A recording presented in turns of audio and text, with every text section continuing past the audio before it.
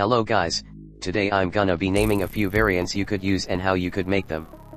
Firstly, I'm gonna show off the highlight of the video before showing the rest of the variants. Mid-air target variant. This is a variant that is performed based on the checks for the enemy's vertical position. To be more simpler, it's basically like Limitless, Judgment's Reach, Fluttering Pounce and such. All you need is a hitbox block and a hit cancel block.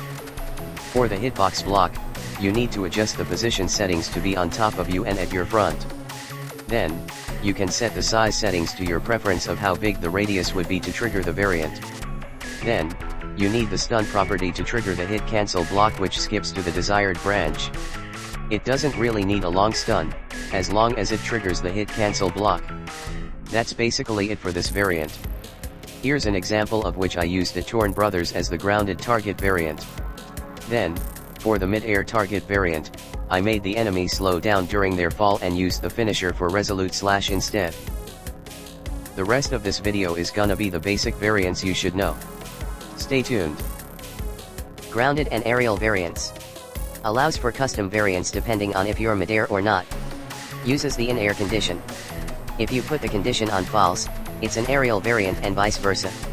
Here's an example, of which I used twofold kick as the grounded and cursed strikes as the aerial. Hit or miss allows you to perform a variant when you hit or miss the move. Uses the hit cancel block.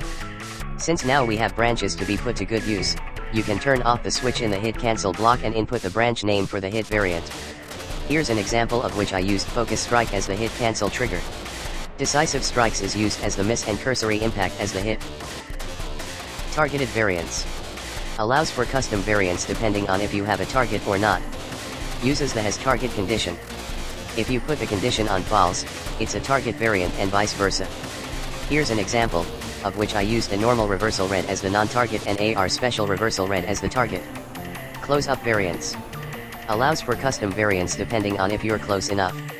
Use the hitbox block as a way to stun the enemy, triggering the hit cancel block.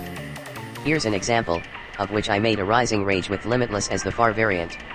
For the close-up variant, it's a massive upscale. R variants. Allows you to change the branch when using R. You can either use Yuji's or Todo's moves with combat instincts, or use Yuki's moves with mass buildup. The hit cancel should be flipped for Yuki's, and unflipped for Todo and Yuji. The time frame property for these hit cancels should be 0.05 seconds. You can put 0.15 seconds as a safety measure for those high in network ping. Early triggers. Allows you to perform a special move when stunning someone before pressing the move. Uses a hit cancel at the start that has the time frame of how long you need to stun someone before using the move to trigger the variant. Here's an example of which I made a bootleg version of Shut Up's aerial variant using Justice Served, getting higher velocity after a melee attack. Domain dependent. Allows you to use a different variant for when you're inside a domain or not. Uses the in-domain condition. Here's an example of which I used Infinite Void as the domainless variant. For the domain variant, I recreated Gojo's incapacitation to Yago from episode 7. Health dependent. Allows you to use different variants depending on the amount of health you have. Uses the has health condition.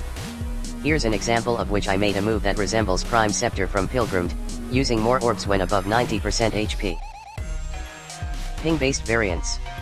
The ping decides your variant. Requires a use twice move. You need to add an extra 0.1 second wait value to the second use of the move. This makes it so that a higher ping triggers the variant. Here's an example of which I made a ping-based Black Flash using Mahito's Focus Strike. Move evolution. When your move is used enough times, you're able to unlock the second tier of your move and so on. Uses the durability condition. The number value is the amount of times you have to use the current tier to unlock the next one.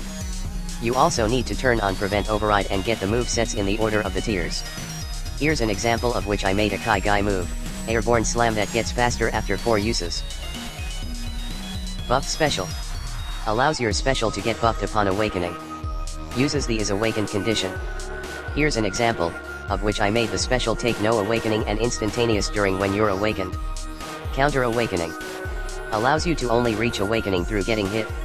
For this, you need to use one of these counters and a flipped on hit cancel. Then add an add awakening block with -100 at the start of the move. At the end of the move, add back 100 awakening. You can't use a normal skill to mimic Neia's awakening, because getting your move cancelled will cancel the entire awakening. Here's an example of which I manji kick the opponent, sweep them back up and hit a black flash, allowing you to get awakening. Near Death Awakening. Allows you to use a different awakening below a very low amount of HP. Uses the flipped on health condition. Here's an example of which I made the requirement below 3 HP to suit the achievement. The awakening variant is basically the same scene as Gojo's.